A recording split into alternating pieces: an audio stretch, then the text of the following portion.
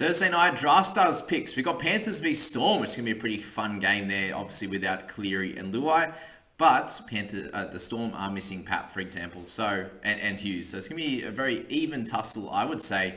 And the Storm really have to step up if they are wanting to really show their prowess at the end of the season when it's really going to matter. But on the outside backs, there's a few guys that are of interest in my thoughts here. And Dill Edwards I have over Tungo, definitely. Just, obviously a little bit more expensive, but has been super consistent and averaging 55.9 over the last bunch of weeks. So here's the top guy on the list that you would be wanting to go for. A 46 is his lowest in the last 7 games. So Dill Edwards, top of the list there. If you can get a 50 out of him, you're super excited about that one. I'm a little bit worried about him. He's had a few lighter games in a row, 3 games under 40 now. Doesn't have Cleary there, doesn't have Luai to help him out, and scoring I think will be a little bit down for the Panthers and up against a tougher side here in the Storm. I'm a little bit worried about him. Seve has been super consistent. I think that he can get somewhere around that 40 mark heading into this round up against the Panthers with Munster back in the halves. I think it's going to be helpful. Obviously, he has Cooper Johns out on his right there, on his left, who's going to be feeding him a little bit of ball. But Seve's been super strong, like making big meters, tackle breaking, and doing really well. Crichton's an interesting one at 12,250 with him getting the goal kicking back. I think that he is going to be an important player in this game, especially considering he has played Origin. He'll be wanting to step up and do really well. I think that he's a solid one if you want to go at that price. Or Nick Meaney at 12k. So back in the 1 jersey, he has scored pretty well and very consistently over the past 8 weeks there in and out of that fullback position. So I think him at 12k is solid. You had Nofaluma, who had an okay game last week at 27. If he can get a try or two, that could be ideal.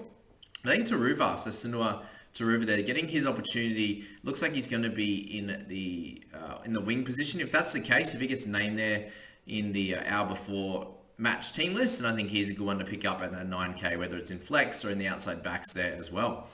In the halves hookers, we have Munster as a clear top pick, definitely 68.7 averaging the last 3. Gets back in that 6th position, and he's going to have to step up. Obviously, we'll control a fair bit of the kick meters as well with Cooper, and be living up to that 23,000, and has that ability to obviously go really big as well. So Harry Grant had a good one last week as well, 68. He's been solid, no scores under 50 in the last 6. But I think if you want to go a little bit lighter, Sean O'Sullivan would be the secondary option, I think, out of these 3 there. Didn't have a great game last week and still picked up 49.7. So if he can step up a little bit in this one, control the game nicely, he will live up to that and get anywhere above a 50, 55, and has that ability to get up near a 70. I think James Salmon's an interesting one, also with Cooper Johns. Salmon coming up with a 50.8, a 37.7. His last couple of games there, a 40 when he got some good minutes the game before that, when Cleary went down. So Salmon at 10,500, if you get anywhere above that 35, it's very much worth it. Cooper Johns had a big game last week as well. I can see him doing a fair bit of the controlling again, but just be aware that Hughesy went down about 35 minutes there is when he got injured. So Cooper had to do a lot of the work in that half position. So I doubt he could get 55, but again, if you can get anywhere in the 30s, that would be pretty cool as well. So any of them would be great for your flex. If we're looking at the forwards, we have Isaiah Yeo, who came out and got a big one last week, 66, playing the big 80 minutes, and I'd expect him to play those big minutes again this week. He might get a rest in future weeks, but I think this is the one where he'll do really well.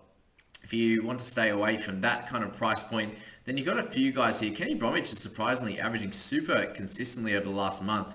Can he keep that up? I think it's possible, but just be aware that there's those 30s in his game as well. But you see back there in 11th of June, 26th May, 21st of May, he had some scores, 38 plus, which serves you well also.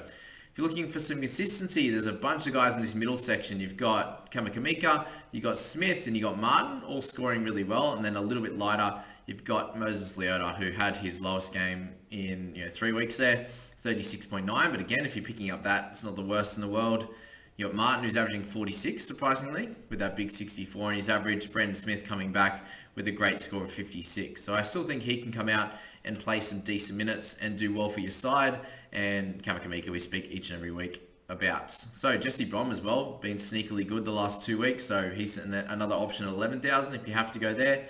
But I think Tom Eisenhuth's an interesting one. He finally gets an opportunity in that 11 jersey, hopefully to play some bigger minutes, and I think that at 10,380, he's fairly low risk to be able to get a 30 plus for you in this game and do a good job. So that is that Thursday night video, guys. I wish you all the best of luck. Jump in the description, hit that sign up link. I would appreciate that, and get cranking on Draftstars. And I wish you, as I said, all the best of luck in this 20,000 guaranteed prize pool matchup. See you later, guys. Have a great day.